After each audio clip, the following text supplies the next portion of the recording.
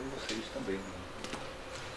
Está em Colossenses, no capítulo 1, o verso 24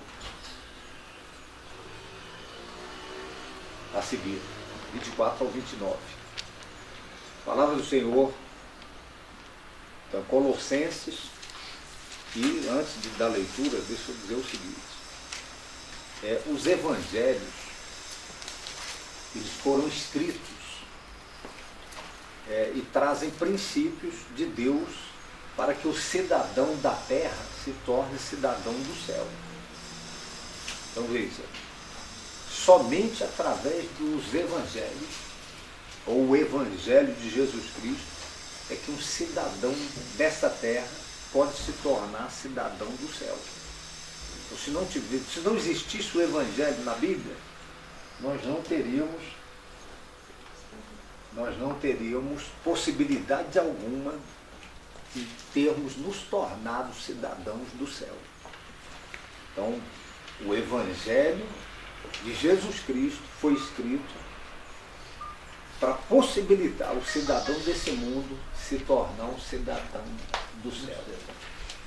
Agora, as cartas, então veja bem, as cartas dos apóstolos, elas foram escritas para que aquele que se tornou cidadão do céu, através do evangelho, ele saiba como viver nesse mundo. Como é que um cidadão do céu vai viver nesse mundo? Como é que ele fica sabendo? Então, recapitulando, através dos evangelhos, o cidadão desse mundo, o cidadão da terra, ele se torna o cidadão do céu. E através das cartas do apóstolo Paulo, de Pedro, de João, as cartas dos apóstolos, esse indivíduo que se tornou cidadão do céu, através do evangelho, ele vai aprender como viver nesse mundo enquanto cidadão do céu. Enquanto ele não se torna cidadão do céu, efetivamente habitando no céu, ele tem que continuar vivendo nesse mundo. Mas como é que ele vai viver nesse mundo? Como ele vivia antes de se tornar cidadão do céu? Não.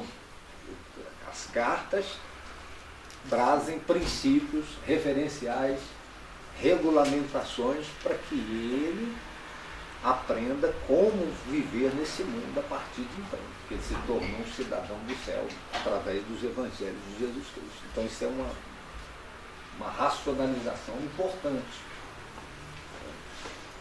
E aqui em Colossenses, que é uma carta do apóstolo São Paulo à igreja de Colossos, e é para nós também, é para o cidadão da terra que se tornou cidadão do céu, aprender como viver nesse mundo. Ele diz assim, no capítulo 1, verso 24 a seguir: agora me regozijo nos meus sofrimentos por vós, e preencho o que resta das aflições de Cristo na minha carne, a favor do seu corpo, que é a igreja, da qual me tornei ministro, de acordo com a dispensação da parte de Deus, que me foi confiada a vosso favor, para dar pleno conhecimento à palavra de Deus, o mistério que estivera oculto dos séculos e das gerações, agora todavia se manifestou aos seus santos. Verso 27. Aos quais Deus quis dar a conhecer qual seja a riqueza da glória desde o mistério entre os gentios, isto é, Cristo em vós, a esperança da glória, o qual nós anunciamos, advertindo a todo homem e ensinando a todo homem em toda sabedoria, a fim de que apresentemos todo homem perfeito em Cristo. Para isto é que eu também me afadigo, esforçando-me o mais possível, segundo a sua eficácia, que opera eficientemente em mim. Então o verso 26 diz assim: o mistério que estiver oculto dos séculos e das gerações, agora todavia se manifestou aos seus santos. Então veja bem, a Bíblia Sagrada diz lá em Isaías, a palavra do Senhor diz que Deus tem tesouros escondidos. E aqui o apóstolo Paulo está falando de coisas de Deus que estão escondidas, que estão ocultas. É claro que a Bíblia Sagrada está falando dessa graça maravilhosa em Cristo Jesus que, página após página da história da fé, ficou oculto e que foi revelado com a manifestação do Filho de Deus. Então esse mistério estava oculto, foi revelado, e agora o propósito de Deus é que esse Cristo revelado, ele aconteça em nós. Mas o tema que eu ministrei, que eu quero compartilhar aqui com vocês, é as coisas ocultas de Deus que são reveladas, que precisam ser reveladas. Então, de um modo geral, Deus não traz as coisas às claras. De um modo geral, Deus traz as coisas ocultas, escondidas, para que elas sejam reveladas depois.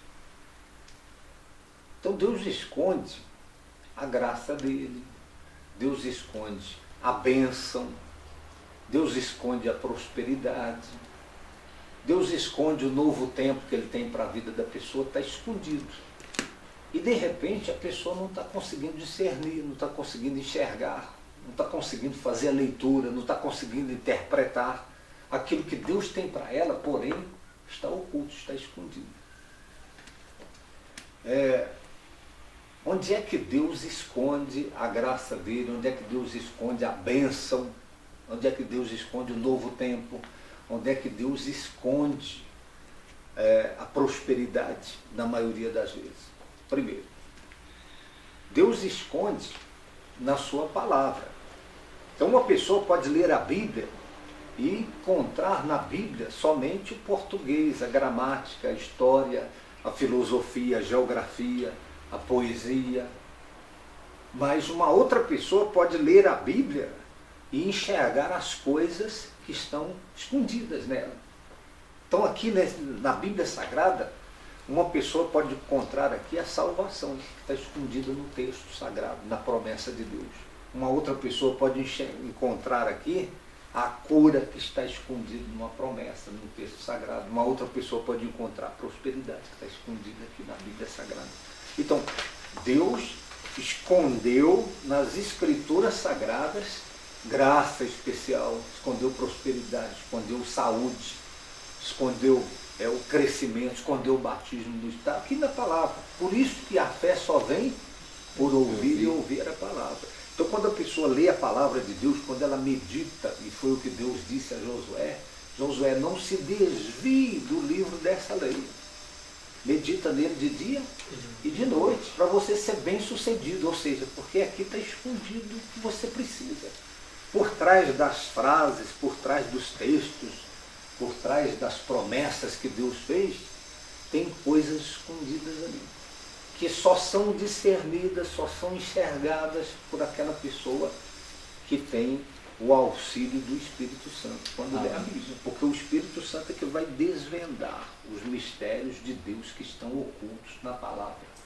Então, volto a repetir, uma pessoa lê a Bíblia e enxerga muita coisa, a não ser histórias, poesias, filosofias, geografias, e etc. e tal.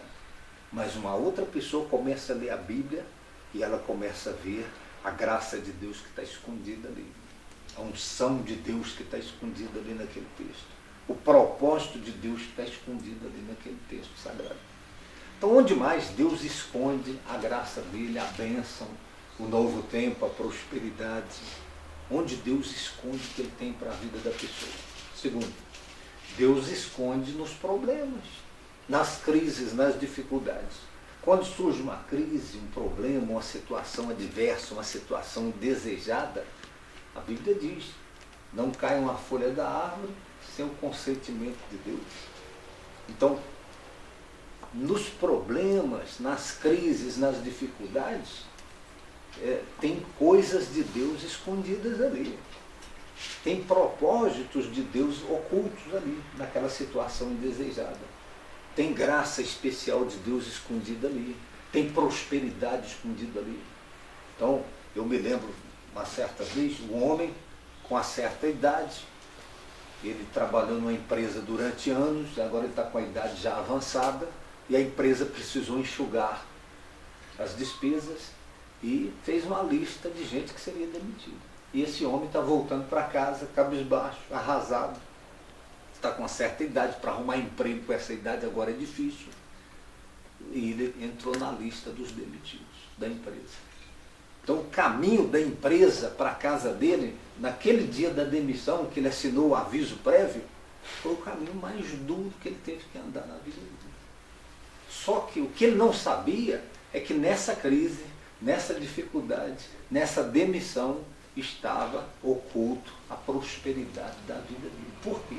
Porque ele ficou alguns dias ali reflexivos, o que eu vou fazer da vida? Aí pegou o dinheiro do acerto, começou um pequeno negócio no fundo da casa dele, e lutando. Então, dentro de pouco tempo, ele se tornou um empresário.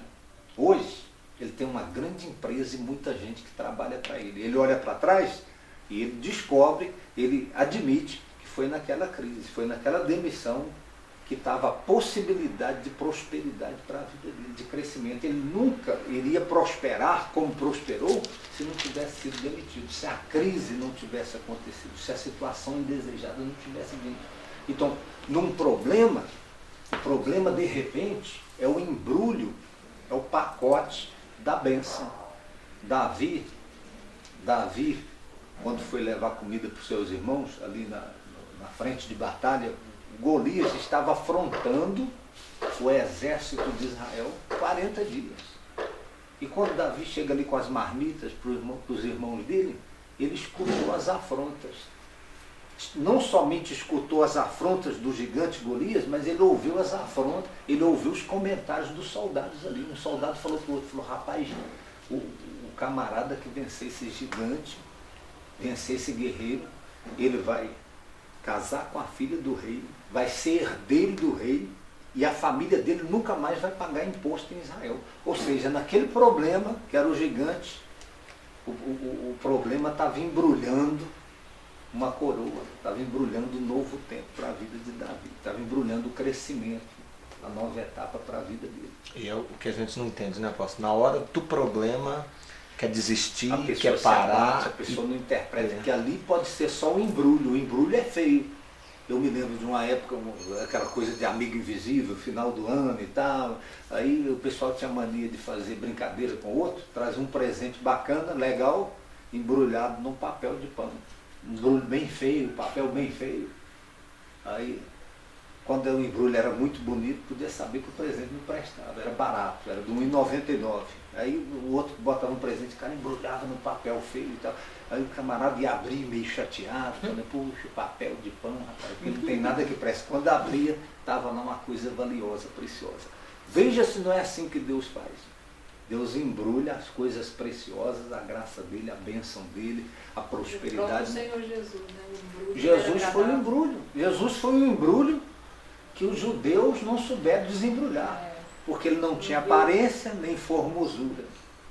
Né? Não tinha aparência nem formosura. Eles olharam e falaram, poxa, como é que esse cara é rei, rapaz? E a declaração do apóstolo, ele diz assim, ó, o mistério que esteve oculto dos séculos e das gerações. Agora, todavia, se manifestou aos santos, ao pessoal que tem o Espírito Santo. Quem é o santo? Quem tem o Espírito Santo. Aí, a essa pessoa é revelado, ele consegue enxergar. É forte para pastor, para obreiro, para o povo de um modo geral. É um mistério, está oculto. Então Deus teve oculto ainda muita gente, e tem muita gente hoje que ainda está oculto. Está oculto, ele não consegue. A salvação está oculta. O cara escuta 10 vezes e não a campanha que o senhor fez lá, uma ideia para 1 milhão, que é uma coisa que está oculta, que você já está ali, mas não consegue ver. A gente falou muito lá esses dias em Goiânia sobre Deus abrir os olhos de Agar no deserto. Morrendo de sede o menino e Deus não abriu o poço. Então a gente ficou lamentando, questionando sobre isso, o seguinte, o poço já existia, só estava oculto aos olhos dela. Então Deus abriu os olhos de Agar e eles não morreram de sede, conseguiram atravessar o deserto. Então o que a gente precisa já está ali, só que saber fazer a leitura.